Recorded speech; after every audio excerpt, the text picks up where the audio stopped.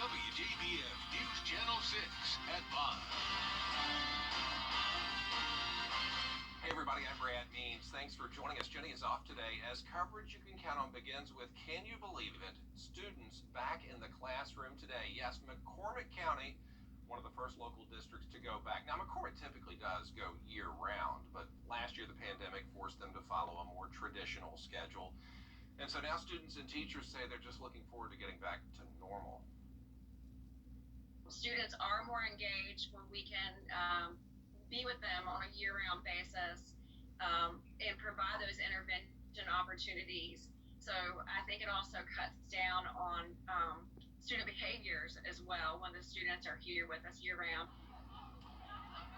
Thanks for the time, Dr. Hembry. Everybody's always so nice to us when we go up to McCormick. Now, the district does not require students or teachers to wear masks or be vaccinated, but they encourage that for the safety of everyone, they say. What about everybody else? Well, local schools are going to really start going back en masse in the next couple of weeks. The first day in Richmond and Columbia counties coming up Thursday, August 5th. Aiken is back Monday, August 16th. Not bad. Burke County starts Tuesday, August 3rd. McDuffie County, Monday, August 2nd. Got it? Well, for a full list of all the back-to-school dates, just go to our website, WJBF.com. The second annual Shea Butter Back-to-School Bash kicks off Saturday. More than 200 book bags filled with school supplies set to be given away. It all starts at noon Saturday. Bernie Ward Community Center. Go get you one. Regency Mall is on a list of properties that are to be inspected by code enforcement for potential blight, so maybe they'll spot something. The Olympics begin tomorrow, and a graduate of the Medical College of Georgia is there in Tokyo to get the U.S. swim team ready.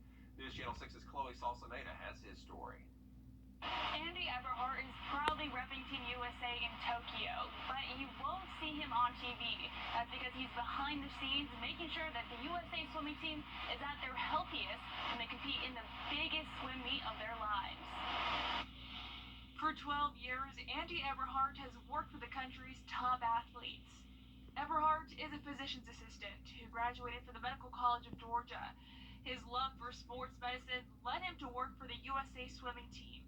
He's traveled the globe for world championships, and now he's in Tokyo. It's really exciting to me, to see all these athletes, right, that have trained their whole lives for this moment. You can see it in their eyes.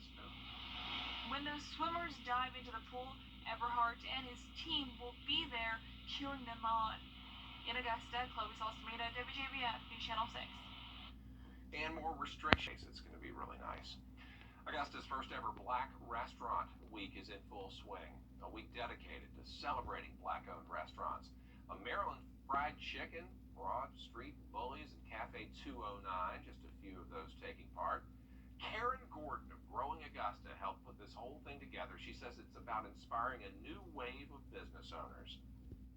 We want people to see these business owners in their spaces so that our young people can understand that if they want to be a business owner when they grow up, if they want to own a restaurant and be like cousin Cassandra right here who's been in business for 20 plus years, they can do that, and that we can come together as a community to support each other. To find a full list of the restaurants taking part in this special week, just find this story on our website, WJBF.com. By the way, Gordon says she plans to continue Black Restaurant Week next year and hopes to add more Black-owned restaurants to that list. Now, to a developing story out of Burke County. A man wanted for questioning in a deadly shooting in Waynesboro is in custody. We've been telling you about Bobby Turner. He got arrested in Florida. Yesterday, a woman found shot in the head and arm at a home on Wallace Street in the borough. Her identity has not been released. Also tonight, the Richmond County Sheriff's Office and coroner looking into a suspicious death. That's after a body was found on the back porch of a vacant house on Broad Street yesterday.